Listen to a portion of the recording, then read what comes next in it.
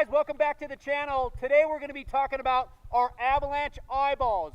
Looking out, seeing what's in front of us, seeing what's above us. Let's get into it.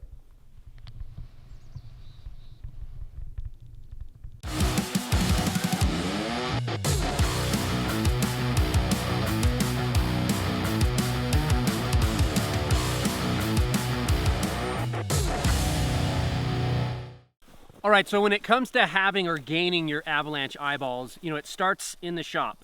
And so beyond looking at the forecast, which on the overnight, guys, we had a pretty drastic change. As I looked this morning, it showed we got a fair amount of wind. The wind was coming westerly, so it'd be important to kind of get your bearings once you're out here riding. But it showed that we had anywhere from 17 to over 20 inches of new snow. So the likelihood of seeing an avalanche forecast go up from wherever it was from the day before or even days before is pretty common. So the avalanche forecast for today at upper elevations went to high. Now, does that mean let's not go riding? And the answer is no. But what it should do is get you and your group to really check each other in terms of an overall group check. So doing a group check, checking our transceiver's battery life, making sure that we do a group check or a wagon wheel, something like that, to where we're each checking each transceiver and those primary functions of a transceiver. And we can keep it simple for right now. Transceivers, beyond turning them on and off, they send a signal and they search for a signal. So doing a wagon wheel or some sort of group check prior to leaving the trailhead, the shop, your trailer, whatever that looks like, super important. Then we're gonna go around, do a radio check. Radio check, something like that, making sure that our radios are powered up, they're charged. If not, do we go out without radios? I would tell you from my experience and experiences that I've had within the recent years, I'm not leaving without a powered up and working properly radio. The other part of that is quick inspection of each person's backpack. Are they carrying a probe and a shovel? Even to the point where do we pull some of that stuff out if that person is maybe new to your group and you can tell that they maybe haven't pulled those things out maybe since last year, something like that. So doing a thorough equipment check as well as doing that beacon check prior to going riding, that is our number one rule. And that's the start of kind of getting the picture. If you're coming out here on a high avalanche danger day and you have no avalanche training, meadows are where you should live. But let's remember that even in an area like this, we are here in Squaw Creek, we're in Alpine. You guys know that we're on a trail system. You can see the orange poles. This gets groomed 2-3 times a week, and you can see what's behind me. Look at that connected slope that leads down over the trail and into one of the worst terrain traps in our area. And so a way for us to protect ourselves, even on a high avalanche danger day, we know we've got to get through there. Not a fantastic place to stop, right? We have a sled failure, that's one thing, but if we can get through those areas quickly, and we can also do that separately. So if you're riding with a larger group, making a note of it and just pre-planning that as you come through there, one guy's gonna lead, get all the way through, and then he's gonna wait at the other end or in a protected area, and then each person kind of go through there creating some distance. If there was any activity on the hill, we're not all bundled up into a big train, and then there's no one left to perform a rescue.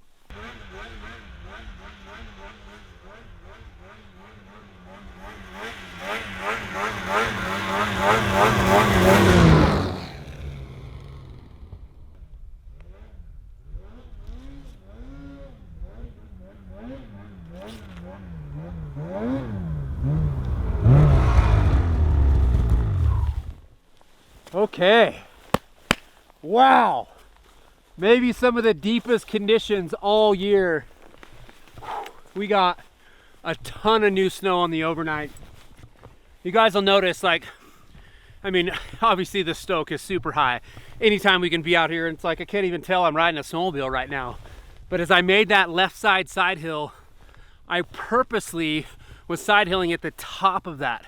Okay, so another way that we can be kind of having our avalanche eyeballs is that I got a lot of slope below me. Right where I took off is nearly a flat surface. And so as I tip down into there, left side hill, coming across there as high as I can, we need to remember, if we have activity, if something moves, right? Which I would tell you, first sign of snow instability, what should we do? That's right, pull our avalanche airbag, right? We can still ride with that bag deployed. It takes a few seconds and boom, I've got my airbag out and ready to go. Didn't feel or hear or see any reason why I needed to do that. I came across at the very top of the hill and I'm side cutting into the hill as a way of testing the slope. Now, does that mean game on that it didn't slide right there? And the answer is no. But is that a way for us to do some type of testing while we're out here, just to see what type of activity might be out here, knowing that we're on an east-facing slope with a bunch of new snow?